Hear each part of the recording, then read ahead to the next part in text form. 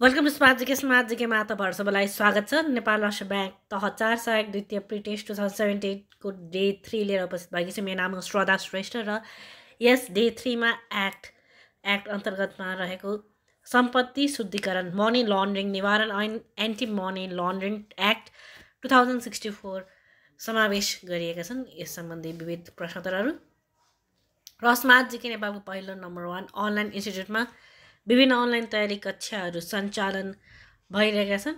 लिन चाहनुहुन्छ भने सम्पर्क गर्नुहोला। विभिन्न नम्बरहरू रहेका छन्। त्यस्तै हाम्रो अफिसियल वेबसाइट www.smartgkonline.com भिजिट गरेर तपाईहरुले क्लासेस लिन सक्नुहुनेछ अथवा हाम्रो एप स्मार्ट जिके डाउनलोड गरेर पनि क्लासेसहरू लिन सक्नुहुनेछ। अब लागौँ आजको प्रश्नोत्तरतर्फ, जसमा पहिलोमा रहेको छ कालो धनलाई शुद्ध र वैध बनाउने कार्यलाई के भनिन्छ? अवैध मुद्रा निमैलीकरण भनिन्छ कालो धनलाई शुद्ध र वैध बनाउने कार्यलाई। त्यस्तै अवैध मुद्रालाई वैध रूपमा वा गलत कारोबारबाट आर्जित रकमलाई कानुनी रूपमा प्राप्त भएको देखाउने प्रक्रियालाई के भनिन्छ? सम्पत्ति शुद्धिकरण। त्यस्तै विश्वमा मनी लन्ड्रिङसँग सम्बन्धित विषयमा निगरानी राख्ने सर्वोच्च निकाय कुन हो? वित्तीय कारबाही कार्यदल FATF हो। त्यसै नेपालमा मनी लन्ड्रिङसँग सम्बन्धित विषयमा निगरानी राख्ने सर्वोच्च निकाय कुन हो? सम्पत्ति शुद्धिकरण विभाग। त्यसै नेपालले FATF को क्षेत्रीय संस्था Asia Pacific group on money लन्ड्रिङको सदस्यता कहिले प्राप्त गरेको हो? सन् 2002। त्यसै सम्पत्ति शुद्धिकरण मनी लन्ड्रिङ निवारण ऐन 2064 को प्रमाणीकरण र प्रकाशन कहिले भएको थियो? विक्रम सम्वत 2064 माघ 14 गते। त्यसै सम्पत्ति शुद्धिकरण मनी लन्ड्रिङ निवारण ऐन 2064 को पहिलो संशोधन कहिले भएको थियो? विक्रम सम्वत 2068 जेठ 18 गते। त्यस्तै सम्पत्ति शुद्धिकरण मनी लन्ड्रिङ निवारण ऐन 2064 को दोस्रो संशोधन कहिले भएको थियो? विक्रम सम्वत 2070 चैत 12 गते। त्यसै सम्पत्ति शुद्धिकरण तथा आतंकवादी क्रियाकलापमा वित्तीय लगानी सम्बन्धी कसुर सम्पत्ति शुद्धिकरण मनी लन्ड्रिङ निवारण ऐन 2064 को कुन परिच्छेदमा उल्लेख गरेको छ? परिच्छेद 2 मा। त्यसै सम्पत्ति शुद्धिकरण मनी लन्ड्रिङ निवारण ऐन 2064 मा कति परिच्छेद रहेका छन्? 8 वटा परिच्छेद रहेका छन्। त्यस्तै मनी लन्ड्रिङ निवारण ऐन सम्पत्ति शुद्धिकरण निवारण ऐन को माथि लागू हुनेछ? यो ऐन सम्पत्ति शुद्धिकरण तथा आतंकवादी क्रियाकलापमा वित्तीय लगानी सम्बन्धी कसुर गर्ने नेपालभित्र वा नेपाल बाहिर जहाँसुकै रहे बसेको व्यक्तिमाथि लागू हुनेछ। त्यस सम्पत्ति शुद्धिकरण निवारण ऐन अनुसार अन्तर्राष्ट्रिय संस्थाको उच्च पदस्थ व्यक्ति भन्नाले कसलाई जनाउँदछ? अन्तर्राष्ट्रिय संस्थाको व्यवस्थापनको उच्च जिम्मेवारी पाएका सञ्चालक सदस्य, व्यवस्थापक, निर्देशक, उपनिर्देशक वा सो सरहको जिम्मेवार भएको वा पाएको व्यक्ति। त्यसै सम्पत्ति शुद्धिकरण मनी लन्ड्रिङ निवारण ऐन अनुसार आतङ्ककारी कार्य भन्नाले कस्तो क्रियाकलापलाई जनाउँदछ? सन् 1979 मा सम्पन्न भएको आतङ्कवादमा वित्तीय लगानीको दमन सम्बन्धी महासन्धि international convention for the suppression of the financing of terrorism को धारा 2 को उपधारा 1 को खण्ड क द्वारा कसुरको रूपमा परिभाषित कुनै कार्य, सन्दर्भ तथा प्रकृतिले सर्वसाधारणलाई त्रसित पार्ने वा कुनै सरकार वा अन्तर्राष्ट्रिय सङ्गठनलाई कुनै कार्य गर्न वा नगर्न बाध्य तुल्याउने उद्देश्यले कुनै गैर सैनिक व्यक्ति, सिभिलियन वा सशस्त्र द्वन्द्वका बखत शत्रुतापूर्ण कार्यमा संलग्न नभएको व्यक्तिको ज्यान लिने वा अङ्गभङ्ग गर्ने अन्य कुनै कार्य। नेपाल पछि भएका देहाका महासन्धि अन्तर्गत कसुर मानिने कार्यमा चाहिँ सन् 1963 मा सम्पन्न भएको वायुयानभित्र भएका कसुर तथा अन्य केही कार्य सम्बन्धी टोकी महासन्धि Tokyo convention on offences and certain other acts committed on board aircraft. सन् 1987 मा सम्पन्न भएको आतङ्कवादको दमन सम्बन्धी सार्क क्षेत्रीय महासन्धि SAARC regional convention on suppression of terrorism. त्यसै यो दफा प्रारम्भ भएपछि आतङ्कवादी काम कारबाहीको विरुद्धमा नेपाल पछि भएको अन्य कुनै महासन्धिलाई बुझिन्छ।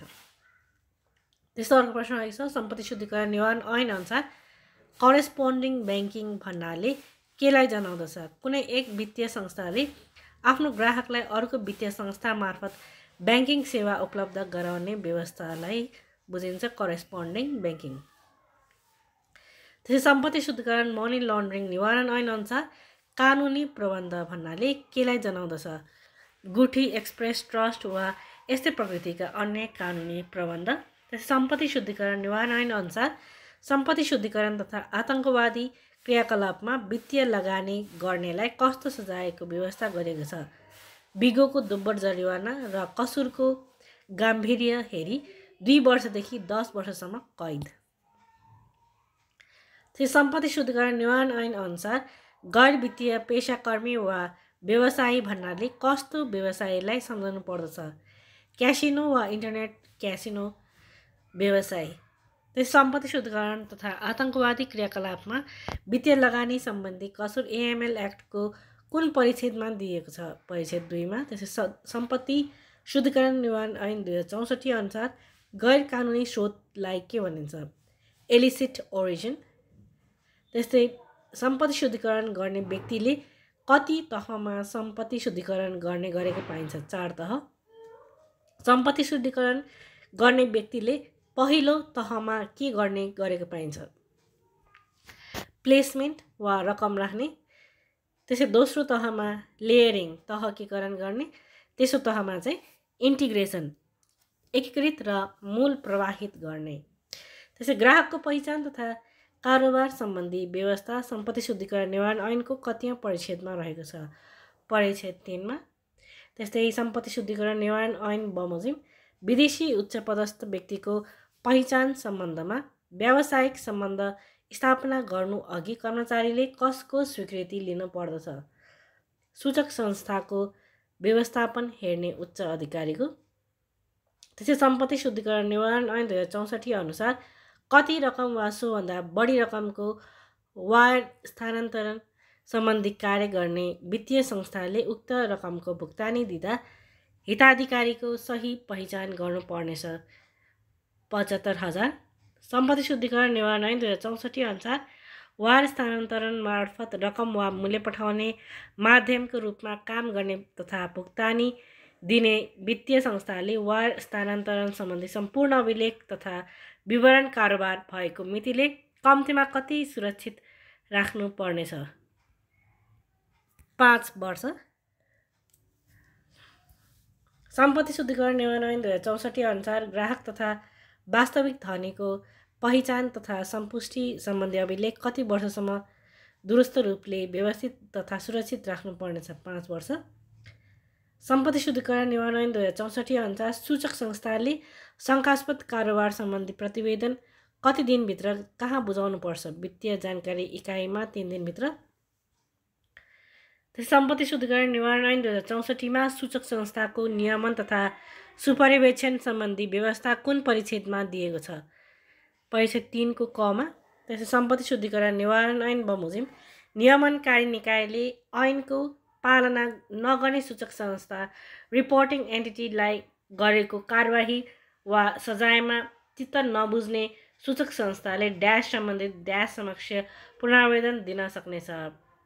35 दिनभित्र उच्च अदालत समक्ष पुनरावेदन पेश गर्न सक्नेछ। त्यसै सम्पत्ति शुद्धिकरण निवारण ऐन बमोजिम समन्वय समिति तथा वित्तीय जानकारी इकाइ सम्बन्धी व्यवस्था कतिौं परिच्छेदमा दिएको छ?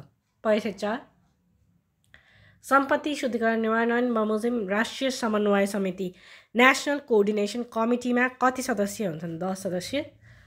सम्पत्ति शुद्धिकरण निवारण ऐन बमोजिम राष्ट्रिय समन्वय समितिको संयोजक को रहने व्यवस्था छ? Secretary office of PM and cabinet ministers. त्यसै सम्पत्ति शुद्धिकरण निवारण ऐन बमोजिम राष्ट्रिय समन्वय समिति नेशनल कोअर्डिनेसन कमिटीको सदस्य सचिव मेम्बर सेक्रेटरी को रहने व्यवस्था छ? वित्तीय जानकारी इकाइको प्रमुख। त्यस्तै सम्पत्ति शुद्धिकरण निवारण ऐन बमोजिम राष्ट्रिय समन्वय समिति नेशनल कोअर्डिनेसन कमिटीको सचिवालयको रूपमा कुन कार्यालयले काम गर्दछ? फाइनान्सियल इन्फर्मेसन युनिट वित्तीय जानकारी इकाइ। सम्पत्ति शुद्धिकरण निवारण ऐन बमोजिम राष्ट्रिय समन्वय समितिको बैठक सम्बन्धी कार्यविधि कसले निर्धारण गर्दछ? समिति आफैले। त्यसै सम्पत्ति शुद्धिकरण निवारण ऐन बमोजिम सम्पत्ति शुद्धिकरण तथा आतंकवादी क्रियाकलापमा वित्तीय लगानी सम्बन्धी कसुर निवारण गर्ने सम्बन्धमा अपनाउनु पर्ने नीति कसले तयार गर्दछ? फाइनान्सियल इन्फर्मेसन युनिट वित्तीय जानकारी इकाइ। त्यसै सम्पत्ति शुद्धिकरण निवारण ऐन बमोजिम सम्पत्ति शुद्धिकरण तथा आतंकवादी क्रियाकलापमा वित्तीय लगानी सम्बन्धी राष्ट्रिय तथा क्षेत्रगत जोखिम मूल्याङ्कन सम्बन्धी कार्यको सहजीकरण तथा समन्वय गर्ने र जोखिम व्यवस्थापन तथा न्यूनीकरणका लागि आवश्यक नीतिगत तथा अन्य उपयुक्त व्यवस्था गर्ने जिम्मेवारी कसको हो? राष्ट्रिय समन्वय समिति नेसनल कोअर्डिनेसन कमिटी। त्यसै सम्पत्ति शुद्धिकरण निवारण ऐन बमोजिम नेपाल सदस्य भएको अन्तर्राष्ट्रिय सङ्घ संस्थाले सम्पत्ति शुद्धिकरण तथा आतंकवादी क्रियाकलापमा वित्तीय लगानी सम्बन्धी कसुर निवारण गर्ने सम्बन्धमा तयार गरेको मापदण्ड वा नीति आवश्यकता अनुसार कार्यान्वयन गर्न नेपाल सरकार समक्ष सिफारिस गर्ने जिम्मेवारी कसको हो? राष्ट्रिय समन्वय समिति। त्यसै वित्तीय जानकारी इकाइको कार्यालय कहाँ रहन्छ? राष्ट्र ब्याङ्कमा। त्यसै वित्तीय जानकारी इकाइको प्रमुखको नियुक्ति कसले गर्दछ? राष्ट्र ब्याङ्कको गभर्नरले। वित्तीय जानकारी इकाइको प्रमुखको नियुक्ति हुन न्यूनतम कति योग्यता हुनुपर्दछ? राष्ट्र ब्याङ्कको प्रथम श्रेणीको अधिकृत। वित्तीय जानकारी इकाइको कार्यालय कहाँ रहन्छ? राष्ट्र ब्याङ्कमा। सम्पत्ति शुद्धिकरण निवारण ऐन बमोजिम निर्धारण गरिएको सीमा वा सोभन्दा बढीको कारोबारको विवरण प्राप्त गर्ने अधिकार कसलाई हुन्छ? वित्तीय जानकारी इकाइलाई। सम्पत्ति शुद्धिकरण निवारण ऐन बमोजिम शङ्कास्पद कारोबार सम्बन्धी प्रतिवेदन प्राप्त गर्ने अधिकार कसलाई हुन्छ? वित्तीय जानकारी इकाइलाई। सम्पत्ति शुद्धिकरण निवारण ऐन बमोजिम कुनै व्यक्तिले एकमुष्ट वा पटक पटक गरी राष्ट्र ब्याङ्कले तोकेको अवधिभित्र सोही ब्याङ्कले तोकिदिएको सीमाभन्दा बढी रकमको कारोबार गरेमा सूचक संस्था तथा सरकारी निकायले त्यस्तो कारोबार भएको मितिले ड्यास वित्तीय जानकारी इकाइलाई सो सम्बन्धी जानकारी उपलब्ध गराउनु पर्नेछ 15 दिनभित्र। त्यसै सम्पत्ति शुद्धिकरण निवारण ऐन बमोजिम सम्पत्ति शुद्धिकरण अनुसन्धान विभागको स्थापना ऐनको कतिौँ परिच्छेदमा रहेको छ? परिच्छेद 5। सम्पत्ति शुद्धिकरण निवारण ऐन बमोजिम अनुसन्धान सम्बन्धी व्यवस्था ऐनको कतिौँ परिच्छेदमा रहेको छ? परिच्छेद 6।